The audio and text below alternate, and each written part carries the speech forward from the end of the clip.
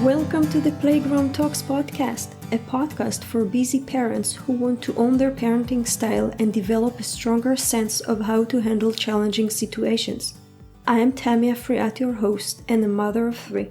In this podcast, I will interview psychologists, practitioners, behavioral therapists, teachers, and other experts about topics that bother all of us as parents, so you can get both the parenting principles and practical aspects that resonate with you, give you confidence and joy.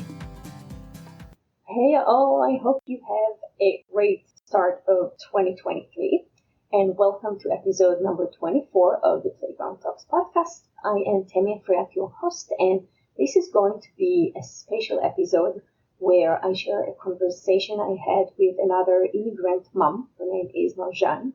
She invited me on her show, and so we had this great discussion that I thought is worth sharing.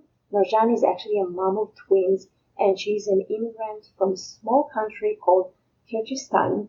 She is the host of the Foreign Born Mama podcast, where she's hoping to raise self-awareness about childhood and intergenerational trauma impacting the lives of immigrant moms and how we can heal our traumas. So I hope you will enjoy this episode where we talked about parenting styles and boundaries and how do you parent in different culture. And also in this episode, I shared a bit of my journey and why I shifted my career from being an engineer to become a certified parenting coach. So shoot me a DM. What did you think about this kind of episode? And what's your parenting goals for 2023? Let's start. Hi, Tammy. Thank you so much for coming in on this episode. I'm so excited to talk to you. I got your name from a really good friend, Julie Brown. And when I told her I started a podcast and it's called Foreign Born Mama, she was like, oh, you should talk to Tammy. And then I looked it up and I saw what you're doing. And I was just so excited to talk to you because there's so many things I agree with what you do and what your philosophy. And so I should bring you on. So here we are. And so I really am grateful that you showed up today. Thank you so much for having me and for giving me the feedback that you resonate with the values that I'm bringing up for parents. So thanks for that. I think it's just true, you know. I guess I would like to start with, usually I like to start with a question of, tell us about yourself, where you're from and what brought you to the US. So my home country is Israel. And as you said, my name is Tammy Afriat and I have 3 kiddos. And then almost 7 years ago, my husband got a job offer in the United States in California. And so we basically took our 2 kids, 10 suitcases, and we just moved. We packed in a month, I think, just everything. So that's why I came all the way. That's awesome. I feel like everyone's journey coming to the US has been so different. Like mine was, I came to do my master's degree and then I end up staying because I met my husband. And for some people, it's like they won lottery, right? So I always like to know what brought them here. And so it always adds a little bit to the story. I was wondering, I was looking at your background in the one pager that you sent me, and it looks like you worked on clean energy, which is really cool. Were you able to work in that area in the US, or was it too difficult to find jobs? I was actually working in the clean tech industry. Okay. I studied environmental engineering as my first degree and material and nanotechnology for my master degree. And then I worked in this industry. And when I moved to the United States, I decided I want to be with my kids for a while, but then I worked in Stanford University in a project dealing with wastewater treatment, making it available for agriculture, so purifying the water. And so that's what I did for a while. And then as soon as I delivered my 3rd child, then I quit again. No, I mean, it makes sense, right? I feel like I had to make a lot of changes as soon as the kids arrived in my life. And priorities have to shift. Like what's important has shifted. And the work became secondary because the kids were taking up the main attention. So yeah, I can see why that would happen. Yeah, it's all to be aligned with your values. And so I think we're both at the same page where family comes first. So that was a no question for me. Yeah. But that is actually the hard thing to do. It's a choice, right? If you think about it, because a lot of the moms, they're working well, like some people cannot do it, right? It's also a privilege. Like I have to admit that I am very privileged that my husband works and I'm able to stay home and take care of the kids, because some moms can't really do that. And then in some cases, it could be a personal choice. Some moms can't really be with a kid for more than, let's say, in a couple of hours, and it drives them crazy. And I have those days too. So, yeah. I totally hear you. Yeah. In my home country, we would have to work, both of us, in order to provide for the family. And then once we moved, we had the privilege to decide. So my husband and I thought that we were not willing to have the kids with, daycares for so many hours a day. So we choose that I'm going to stay and I will nurture them, especially when we just moved. And I knew there are no grandparents around. Like, it's only me and my husband to support those kids. So I was really clear, like, I'm going to be for them at those moments. That's beautiful. I mean, that shows that, first of all, like self-awareness and just knowing your values and understanding what's important for you. So it's nice to see that. And I'm glad that you were able to do that in the US. Do you see any differences in parenting between Israel and US? First of all, cultural wise, here the holidays are different. And so when I just came, I was like, what's Halloween? What do you do? But in terms of cultural differences, I think boundaries are different. And I'm not saying if it's wrong or right. I'm just stating that that's the difference that I'm finding. For example, if I want to set a play date with some friends of mine, it will take us, a few, sometimes weeks to schedule the time and see that it works for everyone. But with Israeli's friend, it would be like, are you available tomorrow? Great, come over. And that's another piece of, I think, personal boundaries are different. In Israel, you would welcome into your private space right away. That's what the cultural expectation is. And again, in the United States, it's just different. You take it more slowly there. So I find, pros and cons for both of them. Yeah, I could totally see that. I actually had this talk with my husband where, if I want to plan an event like play date or something, it already feels stressful. But I wish sometimes, because I just never know, will I wake up with good energy or will I be feeling okay because of the health issues? But some days I'm like, oh, it's Saturday. Like, I feel so good. Why don't we invite these friends over? And my husband's like, well, you can't do that. Like, it's like 9 a.m. And I said, well, we can do it in the afternoon. And he's like, well, that's not possible. That's rude. So there is no this easy flow, fluidity in days. And so everything is so scheduled and rigid a little bit, which I found it hard to interact and connect with others. But at the same time, when on the days when we have so much going on, I am grateful that I can protect my boundaries, that I'm not overstepped. Because if my mom or my neighbors from Kyrgyzstan lived, they probably would have bothered me all the time. And that would have drove me nuts. Yeah, it's like the door is open whatsoever. It's totally that. We are coming from, in that aspect, the same culture. Yeah. And also birthday parties, you would invite people a month before. And in Israel, no, you would say next weekend, come over, there's a birthday going on. Like, there's not a huge preparation in order to do that. Yeah, exactly. So there's pros and cons. And, it kind of affects your parenting too, because in the midst of it, you're trying to find this balance, right? Because you have this one sort of way you were raised and have boundaries, and then you come to a completely different cultural expectation of boundaries. And so how are you navigating that? I'm wondering how you're navigating that. Parenting challenges. So when we talk about nowadays parenting challenges, I think there are some things that you can take into it. It's different generation, it's different culture, not only because I moved from a different country, but parenting style is different. Things that have been accepted in previous generation, like hitting your child, punish or yelling, are not as accepted now. And that leaves parents with less tools to how to parent, and the way we were parented is different that we want to parent. So there is no model. Like, we need to really dive into how is my parenting style will look like. So that's one thing that I acknowledge.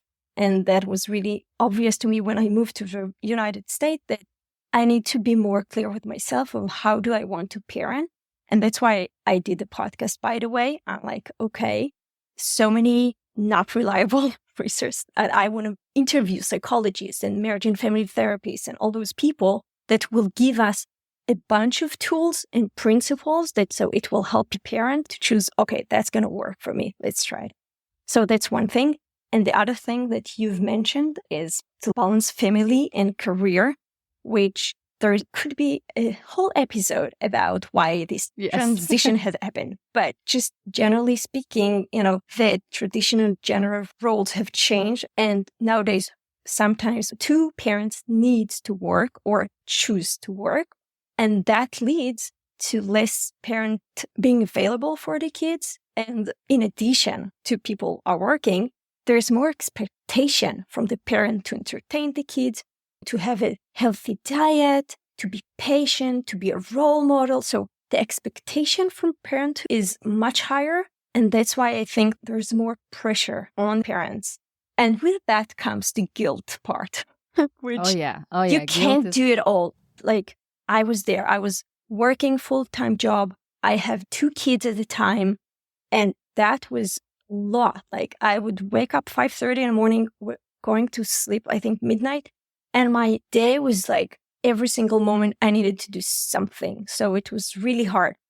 And to do everything is just too hard. And again, that's why I think those different parenting style, how to balance your career and the guilt part that comes into it really made me understand, okay, I want to shift my career to be a parent coach. And I want to provide free, awesome resource for parents, which is the podcast, and also to provide a one-on-one coach if someone wants. So that's to your question, how do I see nowadays parenting challenges? You brought up like 2 really important points that I was hoping to talk to you about. And one was the expectation. So for a long time, since I became a mom in the US, I really struggled to parent. And I had a phase where I thought there was something wrong with me. Like all the moms got their shit together. They're like, they look good, they're doing it good. And I'm just failing it, right? And it can affect you so much.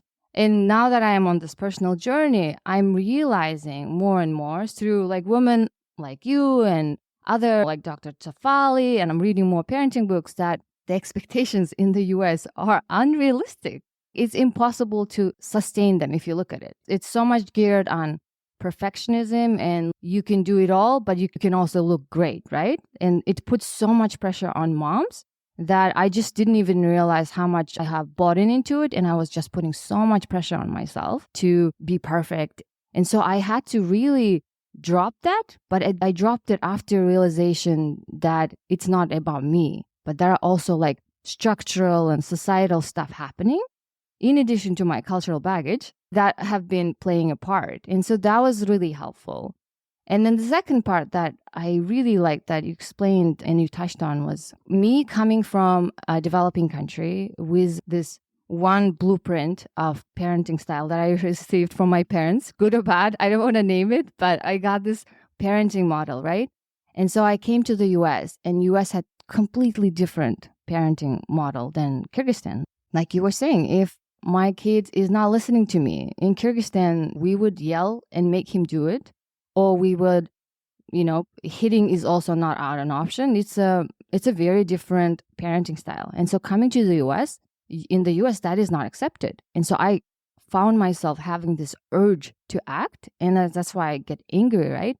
And then have to like hold myself every time. And it's been super hard. And I was thinking, in a way, now I found myself having to start over.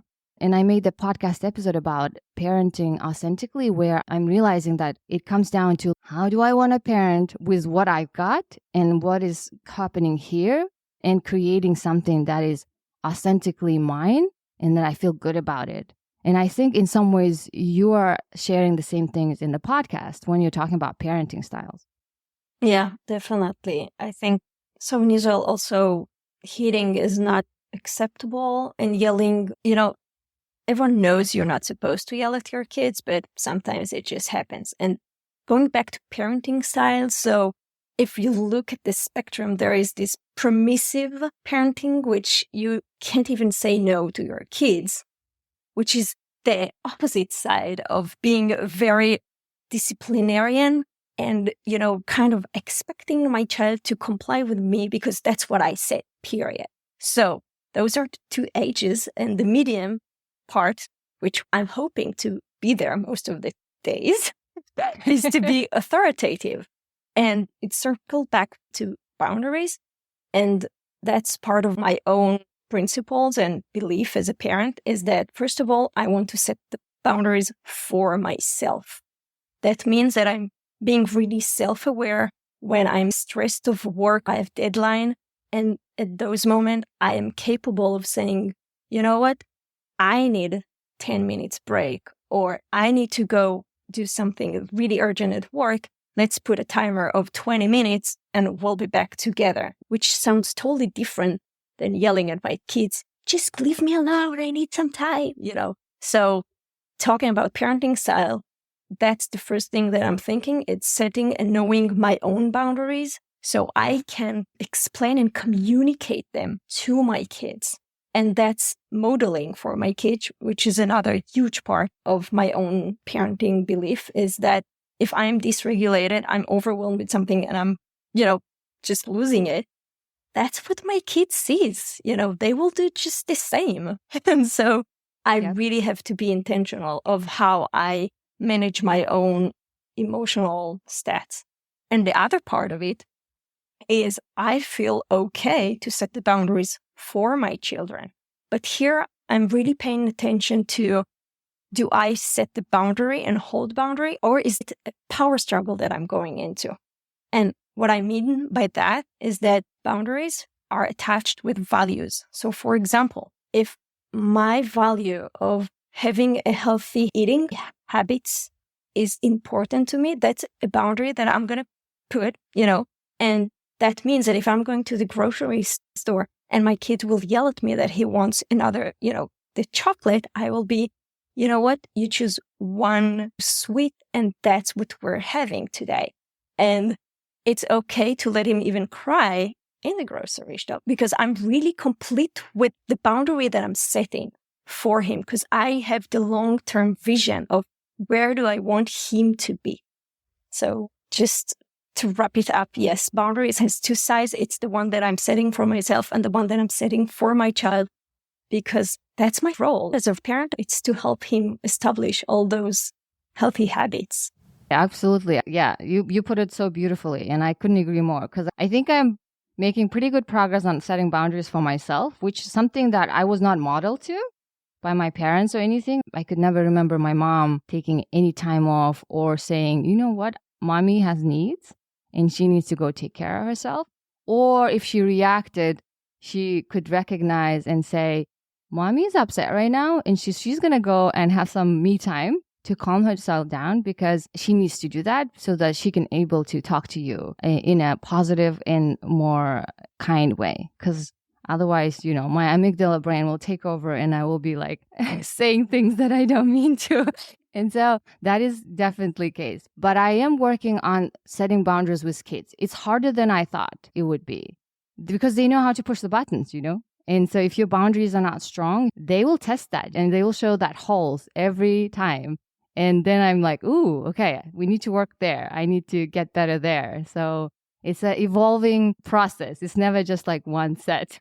Yeah, well, it does take being consistent from the parent. And the way I look at it, I'm kind of, I don't think of, oh, why did he do it to me? I'm like, that's his role in the world, to push those boundaries so he can learn as well what's his boundaries, what can he tolerate and what not. So it's kind of a game. And again, it's my role to have the container for the child to say, for example, we talked about the food. So I would say, this is what we have on the table.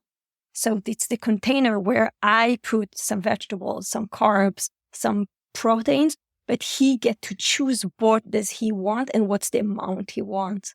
So that goes deeper in the boundaries setting, where I'm putting the frame, but I let go of me controlling everything that's happening with my kids.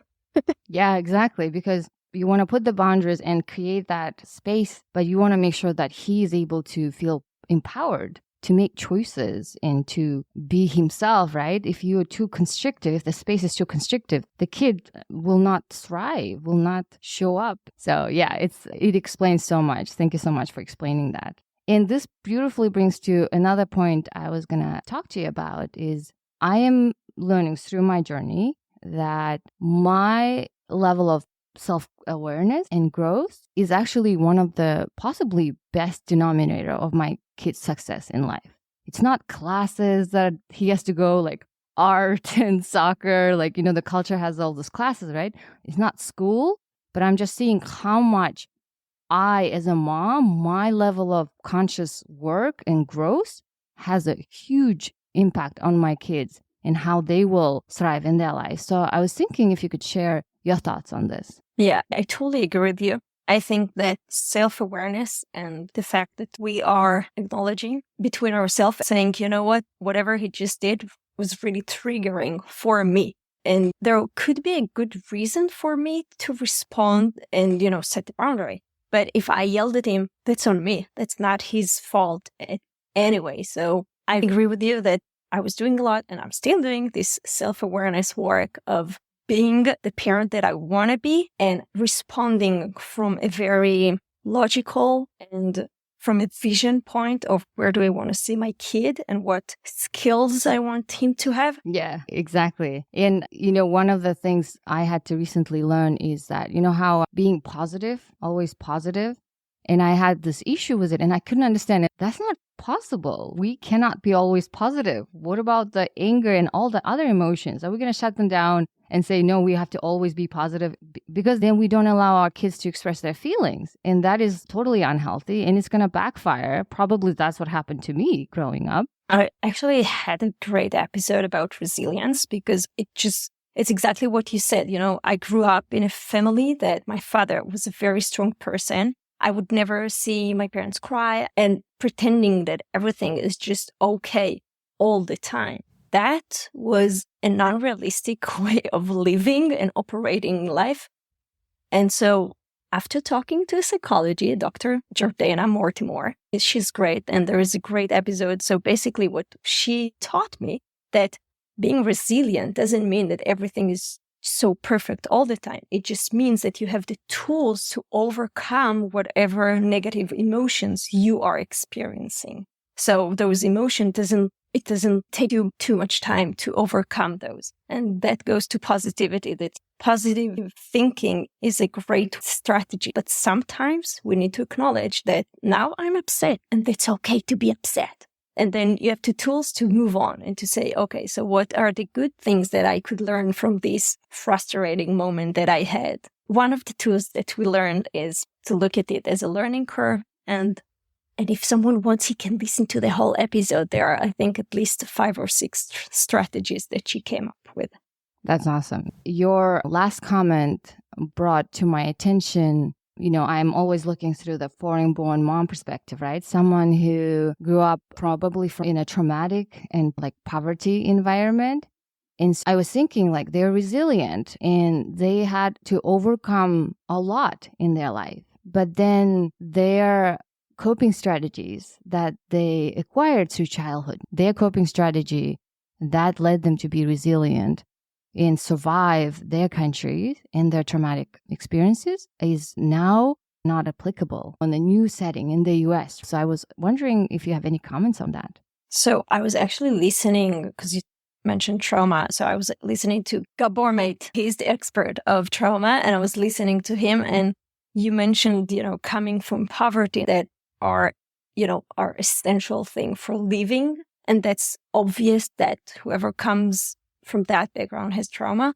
But I really want to point out the gray area that Gabor Mate mentioned, which is if you were a sensitive child and your emotional needs weren't met, that's also at some point trauma. And again, that's a great episode and he has a movie now. So I'm highly recommend to listen to that. And for me, the mind-blowing stuff, was behavioral science. Have you heard about that? I think a little bit, but I would like to know more.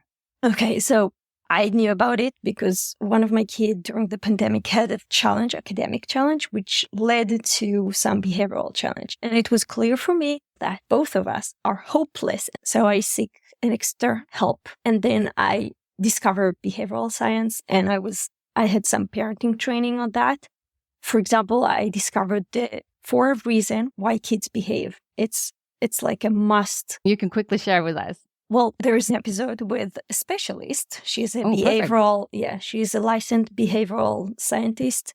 This function of behavior is actually a discipline that is being taught in applied behavioral analysis. Yeah. And she talked about the 4 reasons. So, for example, when you took this as a tool, and you have a way to analyze what's going on with my kid. Is this because he wants an attention? Is this because he now wants the ice cream? And I said, no. Is this because he needs sensitive stimulation?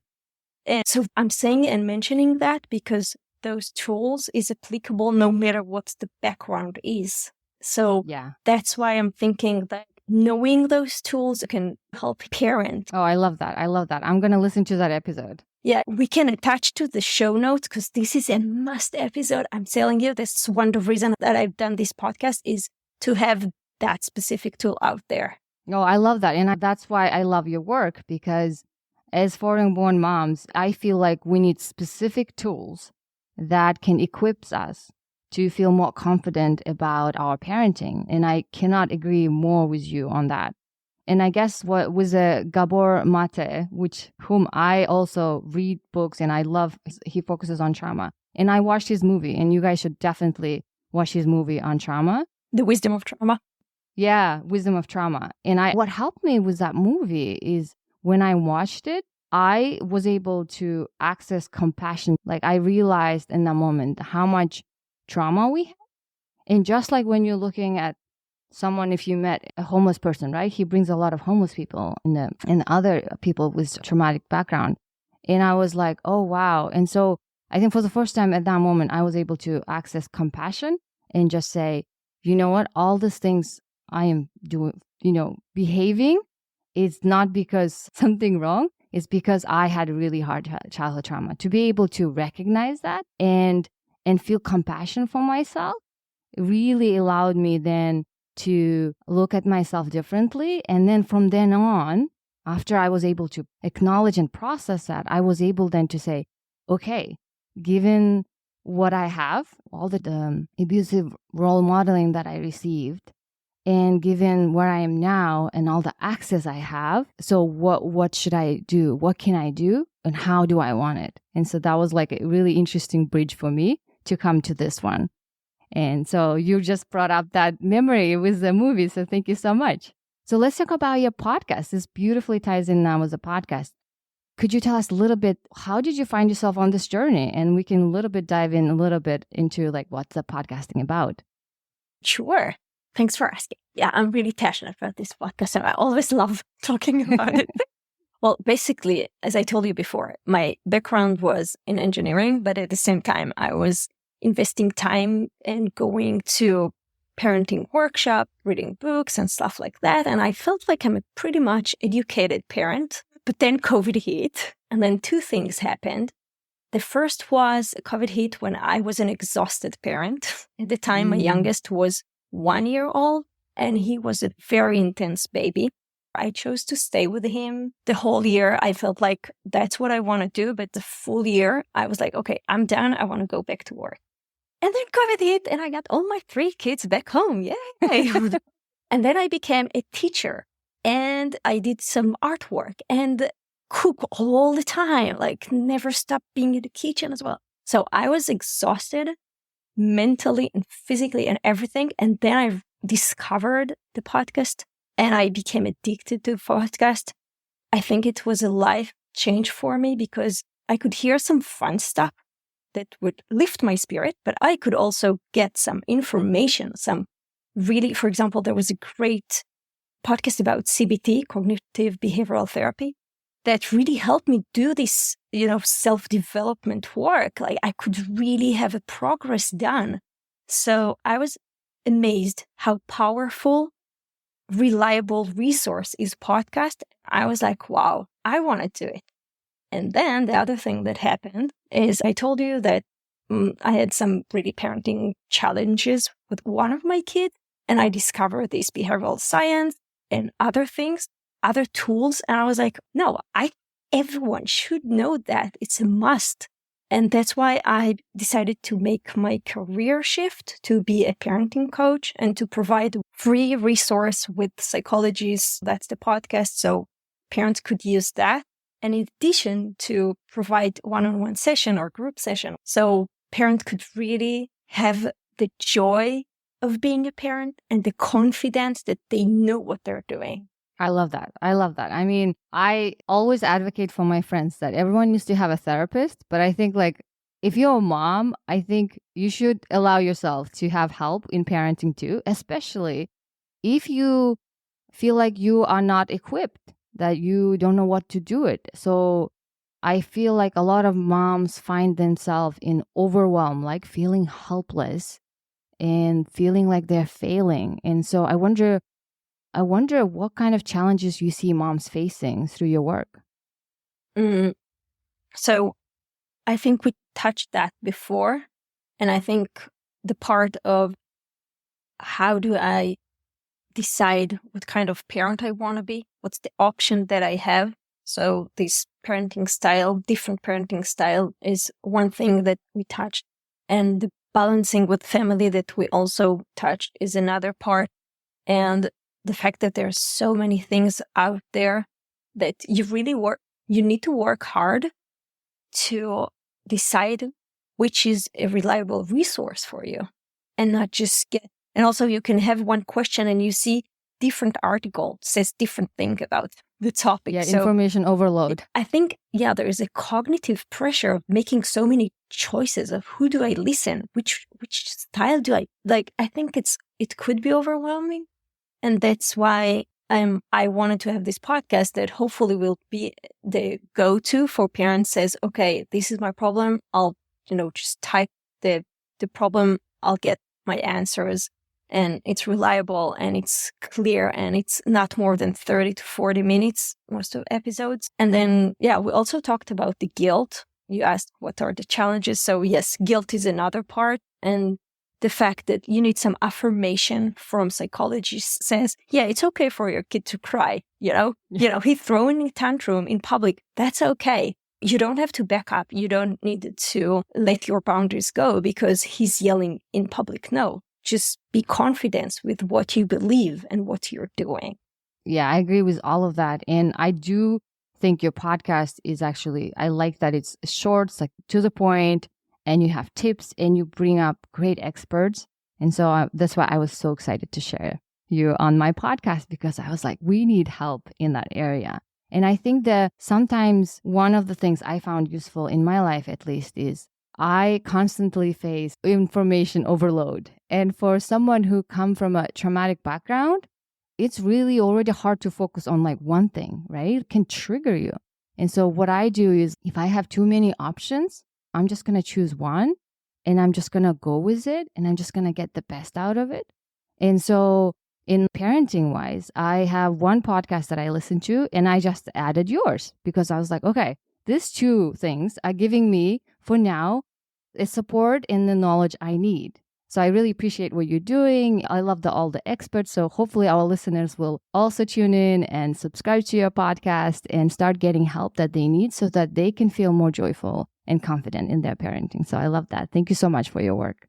Well, I would love to hear also the feedback from you and the, listeners. If there's a specific topic that they want the podcast to cover, then I would love to hear all that feedback. Yo, me too. I'm constantly asking for feedback, but either moms are too busy or maybe we come from cultures where we don't really provide feedback or comment. Like I don't know yet. I'm still working on figuring out, but definitely listeners, if you guys loved anything that you hear on Tammy's podcast, leave a review or even reach out to her with anything you want to learn more, because then she can find a specific expert to talk about that. So Tammy, this was so wonderful. I probably would have talked to you more and more, but I want to be mindful of the time. So I really appreciate that you showed up today and shared all your knowledge and expertise and shared your journey. Thank you so much. Thank you so much for having me. Thank you.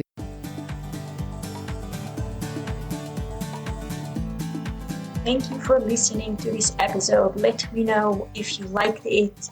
And on the show notes, you can find all the links to the resources we mentioned in this episode. For 2023, I wish you all to have a great, full of growth and joy. And of course, keep treating yourself and your kids with compassion and curiosity. Bye.